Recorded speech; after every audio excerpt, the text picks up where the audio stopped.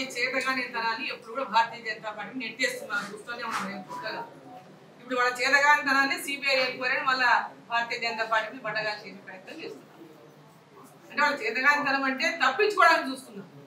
వాళ్ళ లోపల మిక్సప్ అయిపోయి తప్పించుకోవడానికి చూస్తున్నారు. అంటే యూరియా విషయంలో కూడా వీళ్ళ యొక్క వైఫల్యం మానిటర్ చేయలేక, రాష్ట్రంలో రైతులకు ఎంత అవసరం ఉంది యూరియా అనేటటువంటి ఒక అవగాహన లేక, దాని మీద దృష్టి లేక, అనేక రకాల దీని మీద పర్సీవ్ చేయలేక, ఈరోజు ఉన్న యూరియాని కూడా సరిగ్గా మానిటర్ చేయకుండా పక్కదారి పడుతుంటే, బ్లాక్ మార్కెట్కి పోతుంటే, దాన్ని ఏమాత్రం కూడా మానిటరింగ్ చేయలేనటువంటి రాష్ట్ర ప్రభుత్వం విఫలమయ్యి ఫెయిల్యూర్ అయ్యి రైతులను రోడ్ల మీదకి ఎక్కించి రైతులను నానాక ఇబ్బందులు పెడుతూ కేంద్రం నుంచి ఇచ్చే వాటి గురించి చెప్పరు.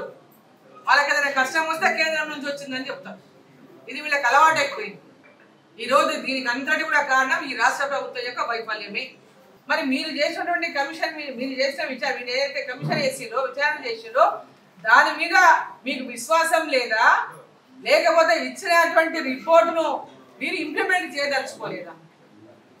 ఎవరి మీద ఆరోపణలు వచ్చినాయో ఆరోపణలు ఇంప్లిమెంట్ చేయలేక లోపాయికారి ఒప్పందం పెట్టుకొని వాళ్ళని తప్పించడానికి ఈరోజు రాష్ట్ర ప్రభుత్వం ఈ వ్యవహారాన్ని మళ్ళీ దాటవేయడానికి, కాలయాపన చేయడానికి సిబిఐ ఎంక్వైరీ అని చెప్పి మళ్ళీ ఇప్పుడు ఆ ఎంక్వైరీ జరిగినప్పుడు మరి రాష్ట్ర ప్రభుత్వం ఏమాత్రం సహకరిస్తున్నటువంటి నమ్మకం కూడా మాకు కలగడం లేదు. ఒక పక్క ఒప్పుకుంటుంది, ఒక పక్క తండ్రి కాదని ఇంకేదో పేరు చెప్తుంది. ఇదంతా కూడా పొలిటికల్ జిమ్మిక్స్ అనమాట. To divert politics. కేసీఆరే ముఖ్యమంత్రి ఉండే 10 సంవత్సరాలు వాళ్ళ కుటుంబమే పరిపాలన చేసి వన్ సైడ్ గా రూలింగ్ చేసిండు. వాళ్ళు కుటుంబమే పాలన చేసింది. ఆ కుటుంబంలో వాళ్ళు కాకుండా వేరే వాళ్ళు ఎవ్వరు కూడా ఈ రాష్ట్రంలో చీమ చిట్టుకుమలన ఎంబడే వాళ్ళ చెవులకు కళ్ళకు పోయేటటువంటి పరిస్థితి ఉండే. ఈరోజు కేసీఆర్ని కాదని, వాళ్ళ కుటుంబాన్ని కాదని, వాళ్ళ కుటుంబంలో ఉన్నటువంటి వ్యక్తులందరూ వాళ్ళ కుటుంబంలో ఉన్నప్పుడు ఆమె చెప్పిన పేర్లు వాళ్ళ కుటుంబం వ్యక్తులే. కవిత వాళ్ళ కుటుంబం వ్యక్తే. ఇప్పుడు కొడుకు, బిడ్డ, తండ్రి, అల్లుడు, ఇంకో కొడుకు అంతా వాళ్ళే కదా. పరిపాలించిందే వాళ్ళు తప్ప ఇంకొక వ్యక్తి రాష్ట్రంలో ఎవరు కూడా పరిపాలన చేయలేదు. వాళ్ళు కూడా ముఖ్యమంత్రులాగా చలామణి అయ్యింది అందరు కూడా.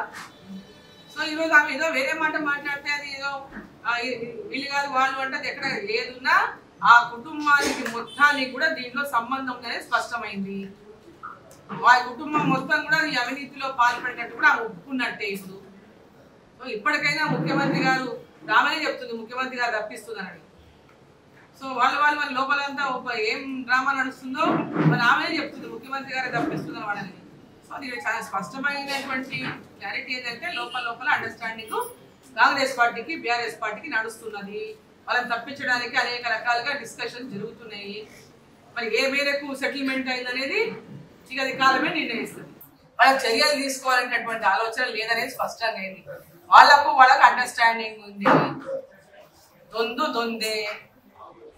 దొందే దొంగలు గట్లు పంచుకుంటున్నట్టు ఉన్నది. పరిస్థితిని చూస్తుంటే చాలా స్పష్టంగా దొంగలు గట్లు పంచుకోవడానికి ఈ కార్యక్రమాన్ని చేసినారనేది స్పష్టంగా మనకు అర్థమైంది.